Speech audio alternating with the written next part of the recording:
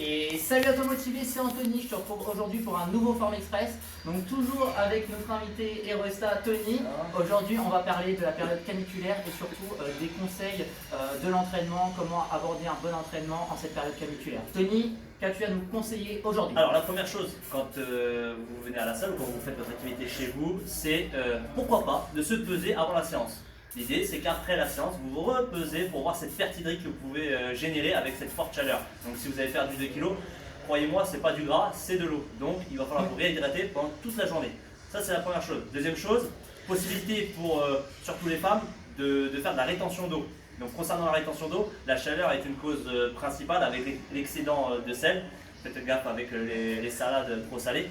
Donc ce qu'il faut, c'est voir un petit peu s'il y a cette rétention d'eau qui se met en place. Dans ces cas-là, prendre une bonne douche fraîche pour avoir cette vasorestriction des vaisseaux sanguins et faire une activité physique régulière mais modérée avec une bonne hydratation. Voilà, comme l'a dit Tony exactement, surtout réduisez le temps de vos séances et réduisez aussi l'intensité. Voilà, comme vous le savez, il fait super chaud, donc là on ne va pas chercher à venir faire les gros bourrins, on va justement réduire la séance, réduire l'intensité pour optimiser l'entraînement et perdre les bonnes choses.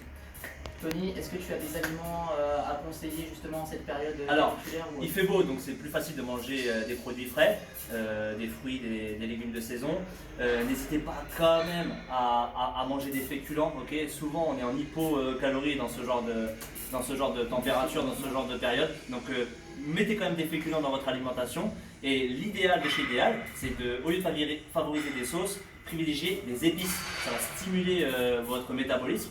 Et en plus, c'est 0 calories. Donc ça serait ça le conseil que je pourrais donner. Ouais, super. Je vais juste rajouter un petit truc sur la motivation. Je sais que notre passe-temps favori en ce moment, surtout en cette période de confinement, même si elle est déjà terminée, on adore le canapé. Je sais que c'est très dur de se motiver. Et ben, on va s'appliquer une règle toute simple, la règle des 3 secondes. Si vous ne connaissez pas cette règle-là, vous vous donnez un objectif par jour. Donc aujourd'hui, je vais à la salle, par exemple. Aujourd'hui, je vais faire 5000 pas de marche ou aujourd'hui, je vais faire attention à mon alimentation. Vous vous donnez 3 secondes. Si jamais vous n'avez pas réagi au bout des 3 secondes, vous savez que c'est fichu. Donc essayez d'adopter cette petite technique et vous verrez que sur le long terme, ça va vous aider à vous motiver et aussi à aller beaucoup plus vite pour l'entraînement, pour vous motiver à faire votre sac, aller à la salle et ce que vous avez à faire. Alors pour terminer, cette petite devise que j'adore et que je mets en place en ce moment, ne remettez pas au lendemain ce que vous devez faire le jour même. Voilà, je termine. D'où la règle des 3 secondes. Yes, exactement. Rebondis. Donc, voilà. salut, oui, c'est pas ça, t'as fini? Ouais, c'est bon. Et donc voilà motivé, j'espère que ça t'a plu. Essaye de prendre tous les petits conseils que Tony t'a abordés sur l'alimentation, aussi sur l'entraînement sportif. Et je te dis bon courage et à la prochaine. Salut! Ciao, à la prochaine.